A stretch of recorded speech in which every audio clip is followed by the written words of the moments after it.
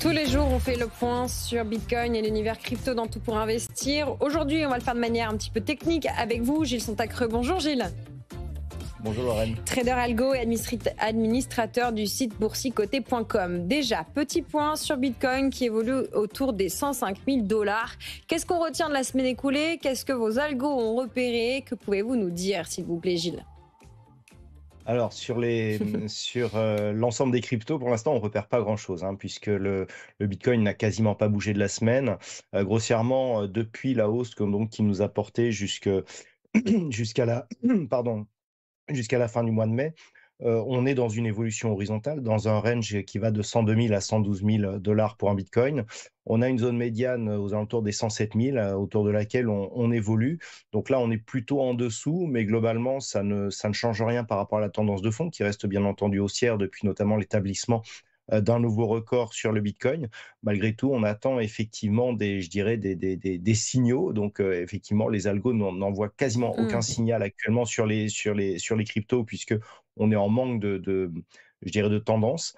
Donc, les points à surveiller, eh bien, si les cours venaient à consolider, puisqu'on voit que beaucoup de cryptos ont une sensibilité aux inquiétudes géopolitiques actuelles, ça serait la rupture des 102 000 $ pour un Bitcoin. Là, effectivement, on aura un signal de consolidation assez inattendu, mais qui pourrait être assez marqué en termes de volatilité.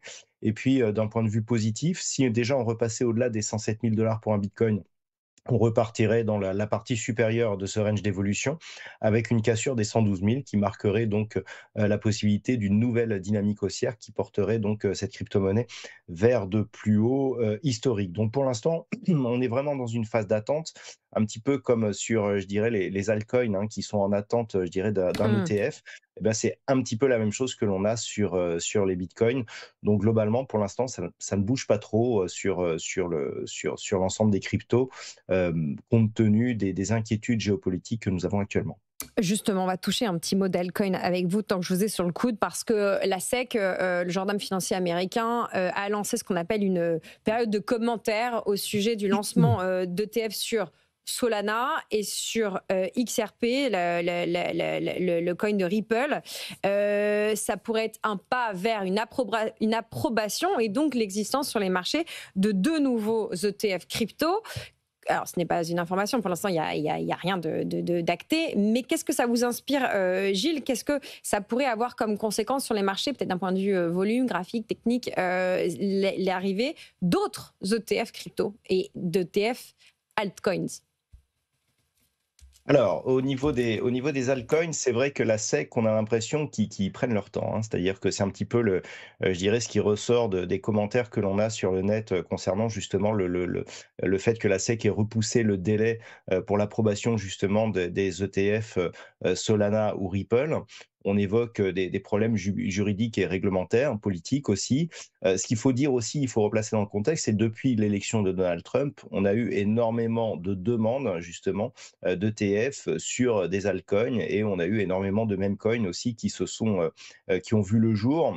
On commence à parler d'un effet de saturation, c'est-à-dire qu'il va falloir maintenant se resserrer sur les altcoins et sur les meme coins. Bon, on a un petit peu de désintérêt qui commence à apparaître sur les mêmes coins, mais sur les altcoins, on va se recentrer sur ce qui paraît le plus utile, ou en tout cas ce qui semble avoir le plus de perspectives.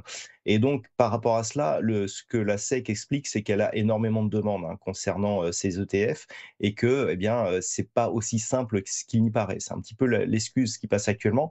Après, ils vont pas devoir attendre non plus trop longtemps, puisque du côté du Canada, ça va beaucoup plus vite et ça commence à bouger. On commence à avoir des produits financiers sur les altcoins qui commencent à apparaître donc de l'autre côté. Et si les investisseurs commencent à investir, à se détourner justement des États-Unis pour aller vers le Canada, ça pourrait motiver, je dirais, la SEC à accélérer un peu la cadence. Donc, on évoque, alors j'ai vu passer une date le 22 juillet pour éventuellement avoir une réponse, mais comme ces délais ont été repoussés plusieurs fois, voilà, on sait que pour l'instant, c'est à l'étude. Il semblerait que ça ne fasse pas débat, que ces ETF vont arriver sur le marché, ce qui va donc provoquer un regain d'intérêt sur ces altcoins, hein, concernant notamment Solana et XRP. D'ailleurs, XRP semble mieux positionné, hein, justement pour profiter de cette hausse.